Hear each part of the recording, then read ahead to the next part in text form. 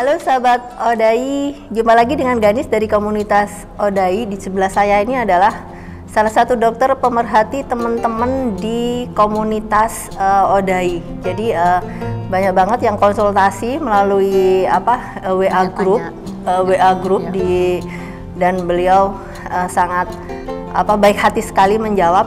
Nah, satu topik yang ingin saya angkat hari ini bukan mengenai soal sakitnya, bukan soal lifestyle-nya atau apa. Tapi begini, saya meyakini bahwa seorang pasien autoimun itu punya dokter yang merawat. Ya. Dan saya meyakini bahwa ini sebetulnya adalah mitra. Ya. Tapi ada beberapa orang yang bertanya sama saya, Dok,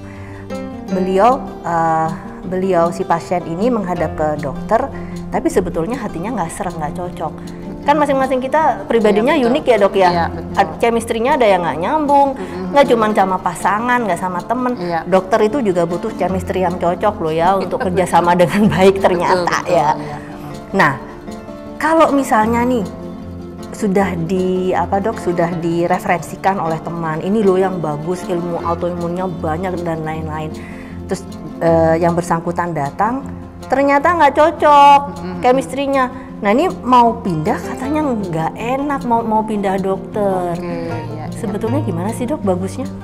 Kalau menurut saya memang hubungan dokter sama pasien itu adalah suatu partner ya, partnership, apalagi yang chronic illness seperti Odai. Dan urusannya panjang. Bukan datang langsung sembuh. Iya, bertahun-tahun kita ketemu sama dokter yang sama, yang memperhatikan kita, yang empati dengan keadaan kita. Dan satu lagi, ingat sama kita. Banyak dokter yang pasiennya banyak, ya ngantrian sampai berbulan-bulan. Sama kita juga dia nggak ingat ya.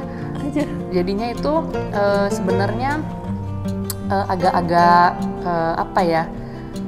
menurut saya tuh saya akan pilih dokter yang ingat sama kita. Ingat sama kita. Ya. Hubungannya itu jangan dipandang remeh loh. Hubungan psikologis itu yang mensupport kesembuhan. Partnership untuk mencapai remisi kita. Ya, itu penting sekali.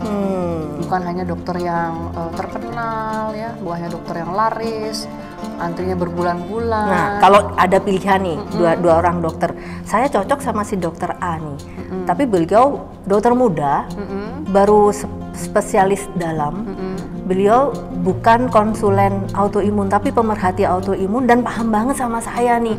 Yang satu lagi sudah gelarnya udah panjang, tapi itu tadi belum tentu ingat sama saya. Ini bagusnya saya kemana nih? Bagusnya sih memang ke dokter yang nyaman, dimana kita bisa curhat penyakit kita, dan dokter tersebut yang pastinya mengerti, mengerti mencari solusinya, tidak hanya resepkan obat. Misalnya sakit badan saya, cenut-cenut kan biasanya dikasih langsung anti nyeri ya, perut kembung langsung dikasih obat gastritis. Padahal kita tahu loh sumbernya flare-nya autoimun itu kebanyakan psikis. Iya, kebanyakan psikis. Banyakan psikis itu yang asal ngaku aja deh. Kebanyakan mereka tidak mau ngaku kalau penyebabnya tuh psikis. Ya. Saya baik-baik aja kok, gitu. Saya baik-baik aja kok. Betul. Flare-nya juga karena masalah problem di dalam tuh sering sekali terjadi ya. Ya seperti itu. Jadi memang autoimun ini penyakit yang komplit ya, dari psikis kena, mental kena, sel kena ya, semuanya. Nano. Tabrak sana sini kena semua. Jadi memang butuh perhatian khusus. Kalau dokternya sendiri, kita sudah ngantri sampai jam 11 malam, ketemunya cuma 5 menit kan rasanya, aduh kecewa. Ya. Mau ngomong apa? Pulang dari dokter kecewa. Bukannya tambah baik, besoknya kecapean nunggu lagi. Kecapean nunggu. Saya tuh gitu kalau di Jakarta itu ya, kalau mau ketemu dokter itu, aduh antrinya panjang sekali ya. Sesama dokter juga kita ngantri loh, nggak ada. Gitu? Ya sama ngantrinya juga sama. Kemudian ya sama capeknya jadinya. Oke, ini satu pertanyaan ini. Kalau misalnya nih dokter, misalnya sebagai seorang dokter ada pasien yang tiba-tiba meninggalkan dokter Vivi nih, karena beliau merasa kurang cocok dan pindah ke dokter lain. Perasaanmu gimana sih dok sebagai dokter? Nggak apa-apa lah, itu adalah ganti dokter itu adalah hak pasien sepenuhnya. Itu hak pasien. Hak pasien sepenuhnya. Dia mau ke dokter ke dokter A, dia mau ke dokter B. Saya nggak cocok sama A, saya mau ke B aja. Dia tuh teman-teman, kadang-kadang kita tuh suka overthinking ya. Kita suka overthinking, sok tahu nggak enak sama dokternya. Nanti aku mau pindah nggak enak. Padahal si dokter mah udah tahu persis ya rumus sembuh itu harus cocok. Iya, betul. Dan itu hak Anda untuk pindah. Hak kita untuk pindah. Yang penting kita tahu sejarah obat-obatan kita. Penting untuk ODHI, journal medication itu penting. Tips pindah dokter adalah kita mempunyai catatan sendiri kronologi sakit kita, obatnya apa, diminum, berapa miligram, sudah berapa tahun. Karena ini sering jadi alasan orang nggak mau pindah dok. Dia bilang riwayat saya ada di rumah sakit itu semua.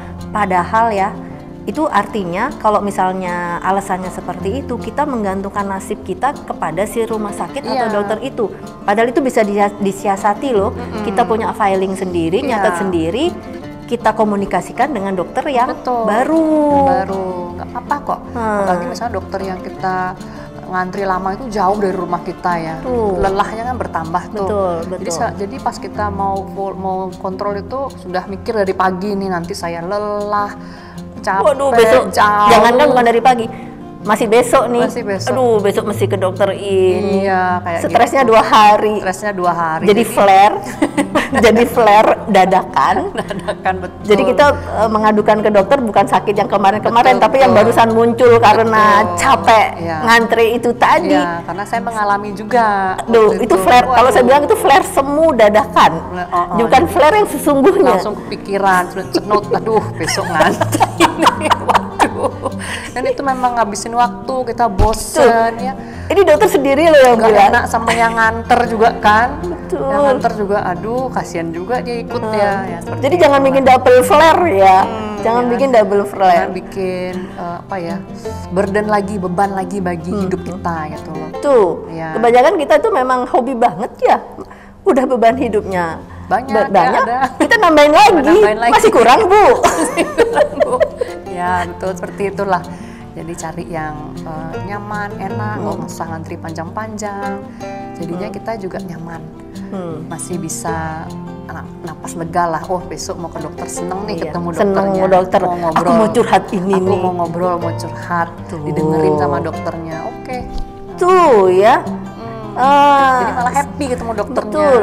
Saya sih tidak menyalahkan untuk teman-teman yang sangat fanatik dengan dokter yang gelarnya panjang, asal Anda nyaman dan si dokter yang hebat tersebut menerima Anda dan ingat dengan Anda, ya monggo. Tapi buat teman-teman yang tidak mendapatkan fasilitas itu, silahkan deh berpikir lagi untuk memilih partner dokter Anda. Jadi ini partner loh ya, karena autoimun itu sakit yang kronik menahun. Kita bisa ketemu dokternya tuh mungkin setiap 3 bulan, selama 10 tahun, 20 tahun loh. Jadi gile, ini mah udah kayak milih pasangan beneran ini.